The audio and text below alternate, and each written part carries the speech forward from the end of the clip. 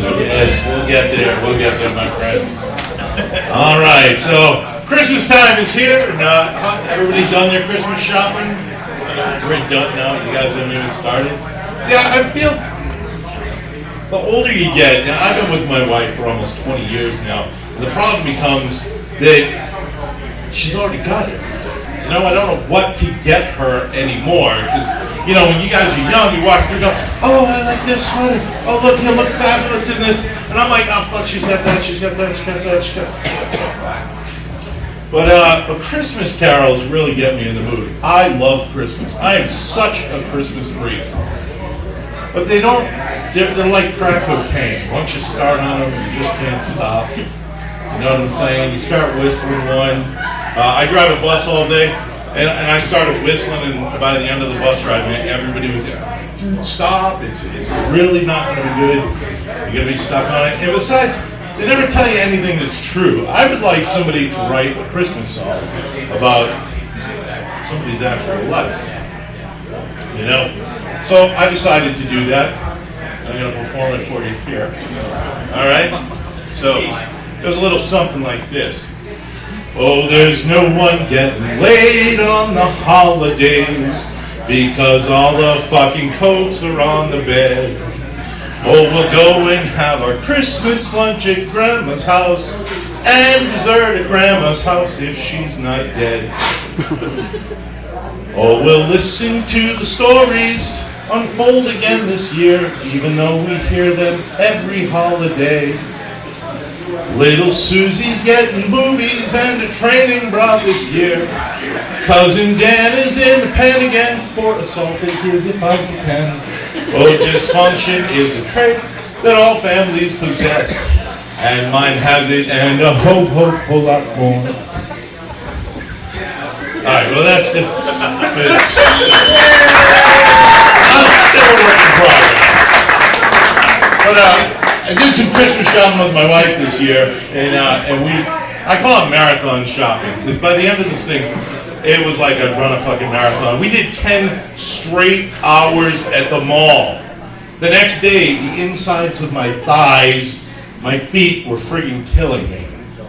You know, about 8:30 at night, we're at LLB over in Burlington, and I'm like, oh God, I gotta sit down. So I go outside, I sit down in the cold, take my shoes off, you can see the steam just coming off my toes, and it was awful. And then I put my feet down and let the cold soak in and refresh my feet. It was great.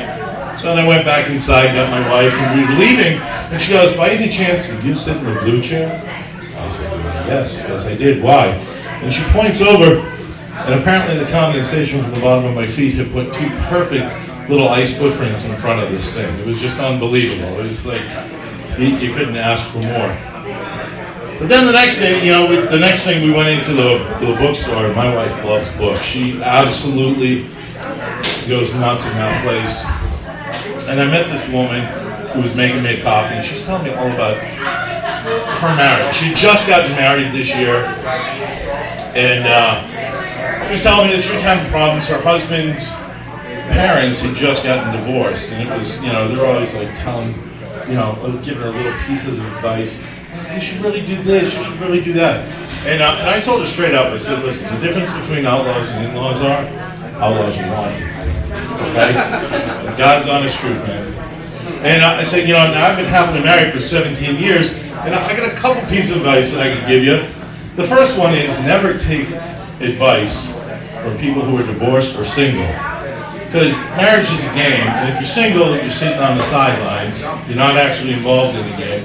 And if you're divorced, you couldn't get it right the first time, so what little golden nugget or pearl of truth are you actually going to be able to give to somebody? That's like Tom Brady taking MVP quarterbacking advice from Dan Marino, right?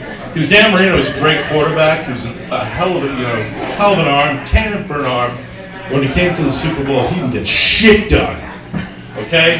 He was awful. He was a failure. That's right, I just said Dan Marino was a failure. All right. Thank you. Thank you. So, as was alluded to earlier, I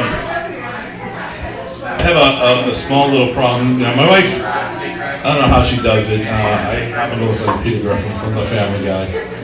It is true. I get a lot of it.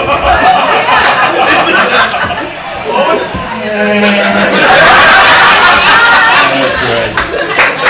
That's right.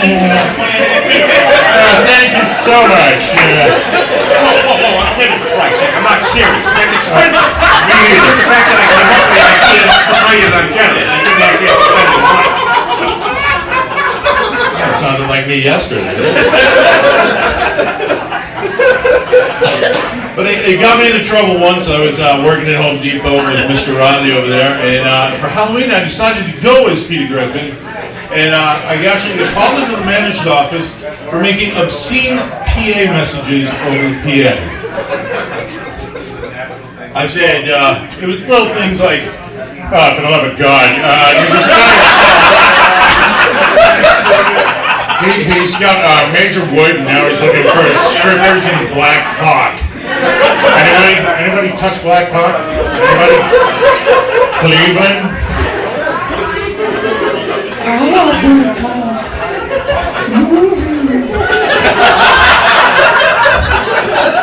It's like a Tootsie Roll for me. I don't know if you guys know this.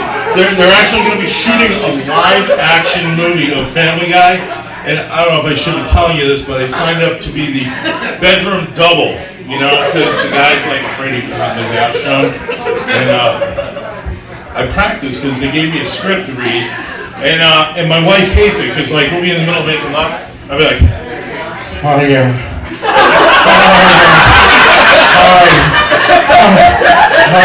no, it's not.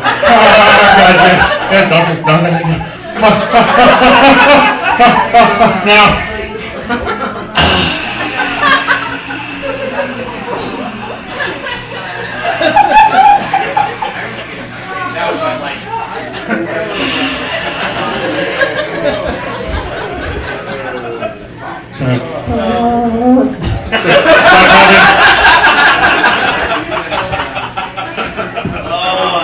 It's true. I love farts. You know, I wasn't kidding back there, and I love farts. Farts are the coolest thing in the world.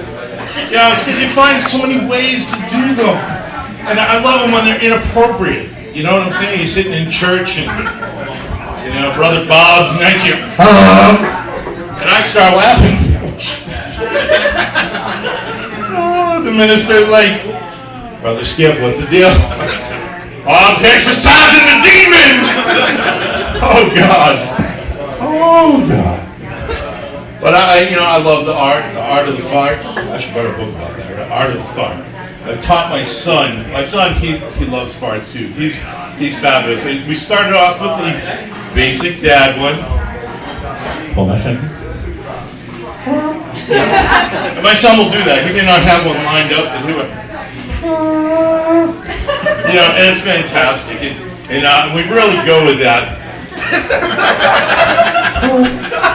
You know, we were driving in the car the other day, and my wife goes, "Oh, for the love of God, what was that? Who did that?" And both my sons and me at the same time were like, "Oh, that was me." I mean, that's beautiful. But not everybody handles them the same way. You know, I mean, I love them. I think they're funny as hell. You know, and how can you never hear a cat fart? You know, dogs fart. My mother-in-law had this English bulldog. That thing, Josie, would drop a bomb and knock a buzzard off a shit wagon, you know? But I've never been sitting on my couch thinking to myself, oh my God, did a tuna truck just break down in here? What the fuck? Oh, right? Hey, you never hear that.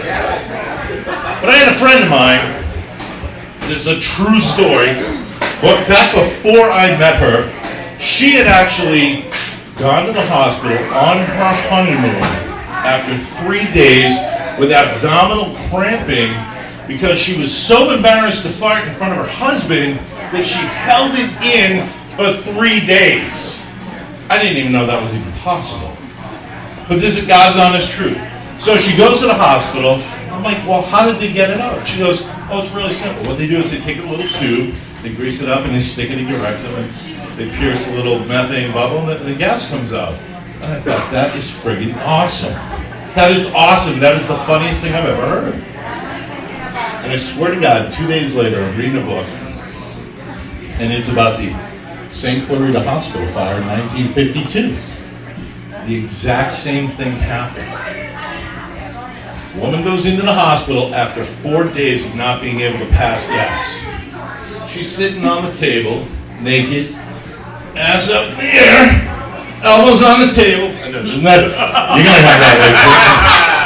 Oh yeah. Oh, naughty boy.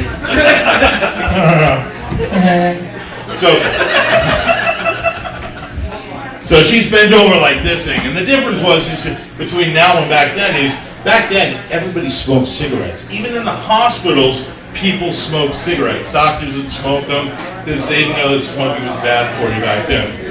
So this poor woman's up on the table, and they greased up the little tube and slide it into her rectum. And just as she's about to hit the methane bubble, the woman coughs. Well, her sphincter contracts and takes the tube away from her. It pierces the methane, she squeezes down, and the methane shoots out. It hits the lit cigarette in his mouth, and instantly, BAM! It ignites into flames and burns the whole left side of his face. And the guy jumps back, he's like, oh, for the love of God, I'm on fire! Now this woman's like, oh yeah! And she squeezed the thing, and literally the flame went 7 feet long.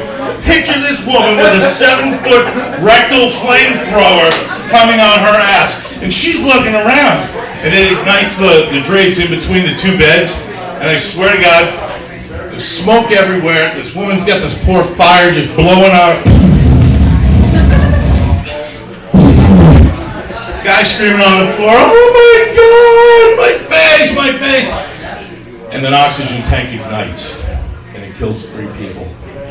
I'm going to leave you with that, because that's where the term SVD came from.